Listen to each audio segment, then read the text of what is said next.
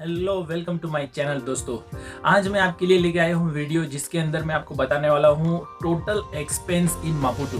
मैं यहाँ पे मोजाम्बिक में रहता हूँ और मुझे कितना टोटल खर्चा होता है ऑलमोस्ट सभी चीज़ों में, जैसे कि घर का खर्च हो गया या फिर रेंट हो गया, फूड के खर्चे और ग्रोसरीज के खर्चे, यानी कि ट्रांसपोर्ट, किट्स के खर्चे और साथ ही साथ डॉक्यूमेंट्स। और आखिर में मैं आपको ये भी बताने वाला हूँ कि अगर आप कंपनी थ्रू आते हो और आप खुद कर रहे हो तो किस में आपको कितना खर्चा लगने वाला है। तो आप ये वीडियो आखिर तक ज़रूर देखिए और आगे मैं आपको सब कुछ बताने वाला हूँ। तो मिलते हैं आगे वीडियो में।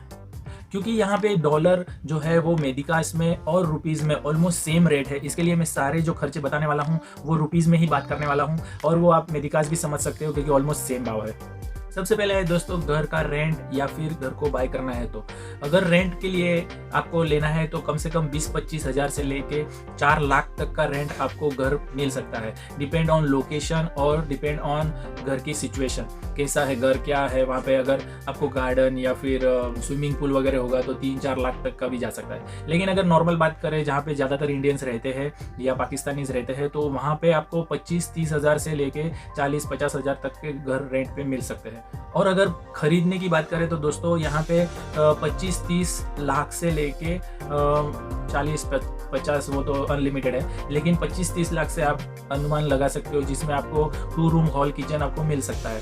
तो फिर से यही बात है कौन सा लोकेशन है, कहाँ पे है। और अगर ज़्यादा मेहनत करें तो शायद 20 लाख तक का भी घर मिल सकता है, लेकिन थोड़ा दूर, थोड़ा एरिया से बाहर, लेकिन वहाँ पे भी पॉपुलेशन होगी, लेकिन इंडियन शायद ना हो।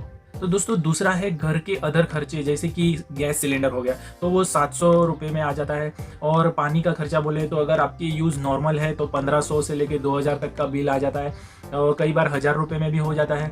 और अगर इलेक्ट्रिसिटी की बात करें तो मिनिमम 1500 से 2000 तो नॉर्मल खर्चे में होता ही है। और उसके बाद में है केबल टीवी, तो उसमें 1500 वाले भी प्लान है और 2500 वाले भी है। कुछ में 3-4 ही इंडियन चैनल मिलते हैं तो कुछ में 7-8 मिलते हैं।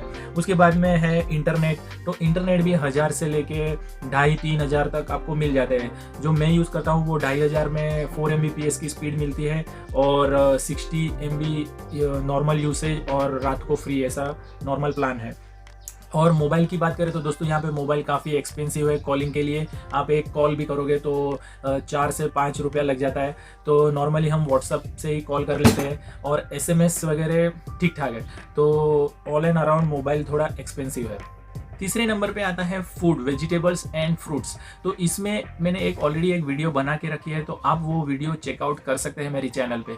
और अगर मैं आपको ऑल अराउंड बताऊँ तो मंथली आपको 8 से लेके 12 हज़ार तक आपको खर्चा हो सकता है एक नॉर्मल फैमिली के लिए जिसमें एक कपल और 2 बच्चे हैं। और चौथे नंबर पे आता है ग्रोसरीज, जैसे कि आटा, चावल, तेल, मिल्क, घी, ये सब कुछ भी, जैसे कि कपड़े धोने के साबुन, ये वगैरह सब कुछ अपन पकड़ सकते हैं, जिसका मंथली अराउंड खर्चा आपको 20 से 25 हज़ार तक हो सकता है। और अगर थोड़ा ज़्यादा मेहनत करें तो 15-20 के अंदर भी ला सकते हैं अपन।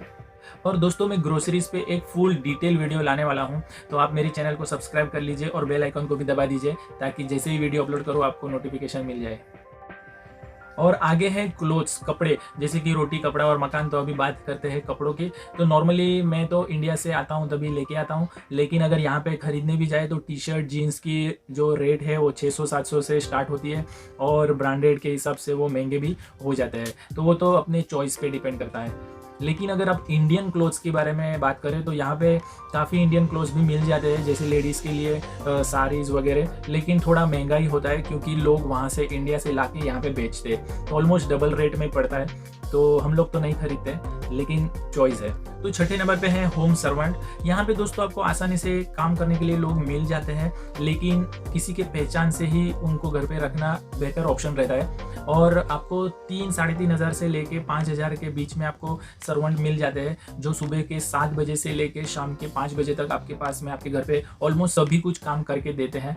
यानी कि अमेरिका और यूरोप कॉन्टिनेंट्स के मुकाबले अफ्रीका के कॉन्टिनेंट में इंडियन लेडीज़ को काफ़ी सहूलियत मिल जाती है। 7वें नंबर पे है एजुकेशन एक्सपेंस। दोस्तों यहाँ पे एजुकेशन इंडिया के हिसाब से काफ़ी महंगा है और यहाँ पे फर्स्ट स्टैंडर्ड में अगर बच्चा पढ़ रहा है तो आपको कम से कम 10-12 हज़ार से लेके 15 हज़ार तक फीस भरनी पड़ सकती है। और जैसे जैसे बच्चा आगे बढ़ता जाएगा आपको हर साल 2 से 3 हज़ार रुपये तक बढ़ोतरी होती जाएगी, यानी कि सालाना आपको 2.5 से लेके 5 लाख तक खर्चा हो सकता है। और यहाँ पे इंटरनेशनल स्कूल्स भी है लेकिन वो और ज़्यादा महंगे हैं, लेकिन वहाँ पे फैसिलिटीज़ भी अच्छी होती है लेकिन बहुत ही ज़्यादा महंगे होते हैं। और जो यहाँ पे गवर्नमेंट स्कूल है वहाँ पे जो हम बाहर से आए हुए NRI लोगों को एजुकेशन नहीं मिल सकता है क्योंकि वो यहाँ के लोकल बच्चों के लिए होते हैं, यानी कि हम लोगों के लिए सिर्फ और सिर्फ प्राइवेट स्कूल्स ही अवेलेबल है। 8वें नंबर पे है ट्रांसपोर्ट। दोस्तों अगर आपको गाड़ी खरीदने है तो यहाँ पे आपको 1.5 लाख से लेके आपको 30-40 लाख तक की कोई भी गाड़ी मिल सकती है जैसी आपका बजट है। और यहाँ पे जो पेट्रोल का भाव है वो ऑलमोस्ट इंडियन पेट्रोल के हिसाब से सेम ही है, जैसे कि 70 रुपीज़ ±1 लीटर। तो जो पेट्रोल है वो डिपेंड है आप कितना यूज़ करते हो, उसी हिसाब से आपका खर्चा होगा। और दोस्तों यहाँ पे बाइक का इतना ज़्यादा यूज़ नहीं है, लेकिन अगर आप नॉर्थ मोजाम्बिक में देखोगे तो बहुत ज़्यादा वहाँ पे बाइक यूज़ करते हैं। लेकिन मपुटू में भी काफ़ी लोग आपको दिख जाएंगे बाइक पे। तो बाइक की प्राइस की बात करें तो 40-50,000 से लेके 1.5-2 लाख तक आपको बाइक मिल जाएगी।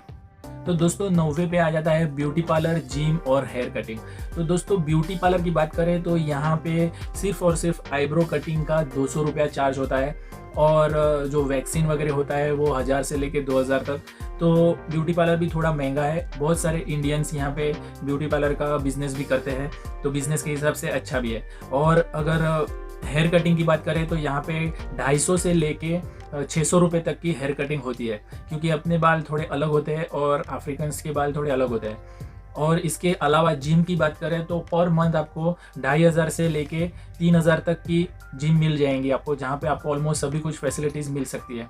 और ईयरली अगर पे करते हो तो आपको 20 से लेके 25,000 तक का भी पैकेज मिल जाता है। और 10वें नंबर पे है पेट्स एक्सपेंस। अगर आपको पेट्स पसंद है तो आपको 3000 से लेके 30-40 हज़ार तक के अलग अलग ब्रीड के डॉग्स आपको मिल जाएंगे, जिसका मंथली एक्सपेंस आपको 2-2.5 हज़ार से लेके 3-4 हज़ार तक का हो सकता है। दोस्तों नंबर 11 है रेस्टोरेंट्स। हम इंडियंस को बाहर खाने पीने की काफ़ी शौकीन होते हैं, तो यहाँ पे इंडियन रेस्टोरेंट्स भी है, जहाँ पे कुछ रेस्टोरेंट्स में अगर एक नॉर्मल फैमिली जाती है तो जैसे कि कपल और 2 बच्चे, तो उनका प्लस माइनस खर्चा 1000 से 1500 तक होता है। लेकिन कुछ इंडियन रेस्टोरेंट्स ऐसे भी है जो कुछ थोड़ा एक्सपेंसिव है, तो वहाँ पे सेम अमाउंट के लिए आपको 2,500-3 हज़ार भी हो जाता है। और दोस्तों 12वें नंबर पे है डॉक्यूमेंट्स के खर्चे में आपको दीर मिलती है तो सालाना आपको 35,000 रुपये तक का खर्चा होता है। और अगर आपके पास में दीर नहीं है, वीज़ा पे है, तो आपको 5,000 के आसपास मंथली खर्चा हो जाता है।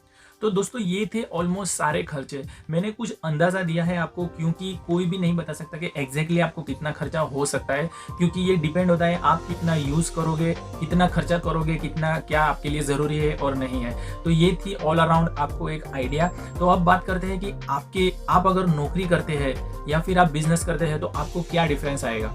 तो दोस्तों अगर आप नौकरी करते हो, आपको किसी कंपनी ने बुलाया है, तो ना ही आपको फ्लाइट का खर्चा देना पड़ेगा, ना ही आपको डॉक्यूमेंट्स के खर्चे देने पड़ेंगे, ना ही आपको फूड का कोई खर्चा होगा और ना ही आपको ट्रांसपोर्ट का खर्चा होगा, क्योंकि ज़्यादातर कंपनीज आपको ये सब कुछ प्रोवाइड करती है। अगर आपको फूड अलाउंस और ट्रांसपोर्ट अलाउंस देती है तो वो सब कुछ एक फिक्स अमाउंट हो सकती है, और डॉक्यूमेंट्स तो पूरे का पूरा खर्चा वो ही करते हैं। लेकिन अगर आप अपना बिजनेस करना चाहते हो और यहाँ पे रहना चाहते हो, तो बिजनेस के लिए आपको पहले तो कंपनीज के कागजात बनाने के लिए खर्चा होगा, और कंपनीज के अदर एक्सपेंस भी होते हैं, टैक्स वगैरह, और जो वर्कर होते हैं उनके खर्चे होते हैं। तो ये कूल अराउंड अगर बात करें तो जो कंपनीज खुद की बना के यहाँ पे रहना चाहते हैं उनके लिए तो डॉक्यूमेंट्स और फूड अलाउंस ये कुछ भी नहीं मिलता है, तो वो खुद ही कुछ करना पड़ता है। तो देख लीजिए ये डिफरेंस है। तो अगर आप इंडिविजुअली यहाँ पे अपना बिजनेस रन कर रहे हो तो आपका पर्सनल खर्चा प्लस माइनस 1 लाख तक चला जाएगा, और कंपनीज का जो खर्चा होता है वो अलग से। और अगर आप कंपनी थ्रू आए हो और यहाँ पे नौकरी कर रहे हो तो आपको ऑलमोस्ट कुछ भी खर्चा नहीं है, सिर्फ बच्चों की फीस वगैरह होगी, और अगर आप घूमने फिरने जाते हो वही सब कुछ। आई होप दोस्तों आपको ये वीडियो में अंदाज़ा लग गया होगा कि कितना एक्सपेंस है और किस किस प्रकार का एक्सपेंस आपको हो सकता है। और अगर मैं कुछ भी भूल गया हूं तो मुझे कमेंट बॉक्स में ज़रूर बताइए, मुझे खुशी होगी आपको जवाब देने में। और दोस्तों अगर ये वीडियो आपको पसंद आया है तो लाइक कीजिए, शेयर कीजिए और सब्सक्राइब भी कीजिए। तो मिलते हैं अगले वीडियो में, तब तक के लिए गुड बाय, टेक केयर, नमस्ते।